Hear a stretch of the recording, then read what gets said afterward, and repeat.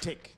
Oh yes, man, it is all about the slow food movement on the show right now. We are joined by our beautiful Chef Taz. Taz, welcome to the show, my darling. Thank you for having me. It's such a pleasure. By the way, guys, do understand that over 4 million people are living with diabetes in South Africa. That is why today we are making sure that you guys know all about it. It is Diabetes Awareness Month in November. Now back to a lighter note in the kitchen. Taz, what are you going to be making for us today? Because I didn't understand that we're talking about the slow food movement. What exactly is that? So the slow food movement is actually an international movement. Yeah. It promotes as an alternative to fast food. So it's like totally the opposite. Okay. And then it's also by using cultural and traditional cuisine by using natural produce. All right, fantastic. Can you give me a couple of examples of slow food dishes?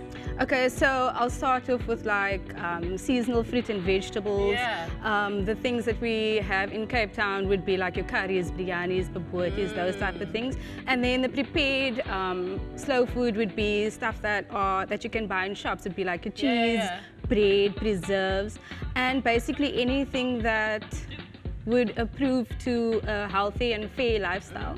All right, sounds good. Do you have a favorite slow food dish that you love? Well, it would probably be my mommy's curry. Like, hello, mother's Hello. always win though. Any dish that's prepared by your mother is always a favorite. Definitely. All right, cool. So tell us, what are the ingredients that we're going to be needing for this particular dish? And we're making something very savory right now. Yes, we're starting off with a savory heirloom tomato tartlet. Okay. So I'm using some fresh heirloom tomatoes, which is going into our short crust pastry. All right. And then we have some spring onion that's roughly chopped, and then some lovely mozzarella cheese. Yes, cheese is there. Cheese. Yes.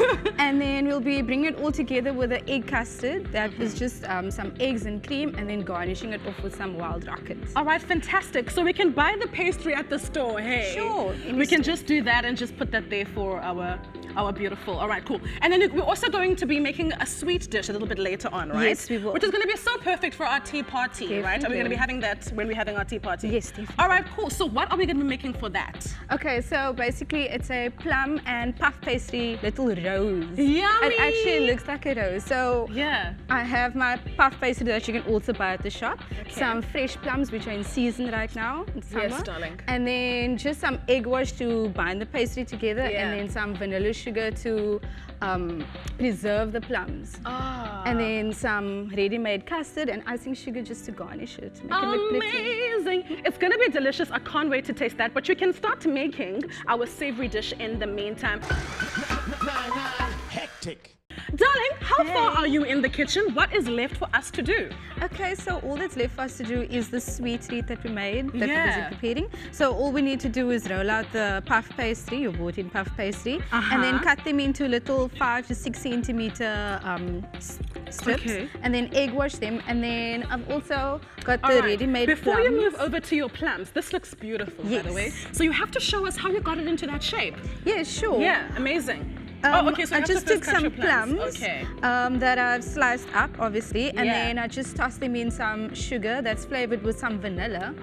And then once that is nice and pliable, maybe a couple of hours, maybe 1 hour, it becomes more pliable, and then it's easier to roll. Can you just what show us a I bit of an do is- example? Sure. Yeah. So I just place them on the edge of the pastry, kind of delicious. overlapping each other, Yeah. like that. And then once the whole pastry is filled up, I will flap it over.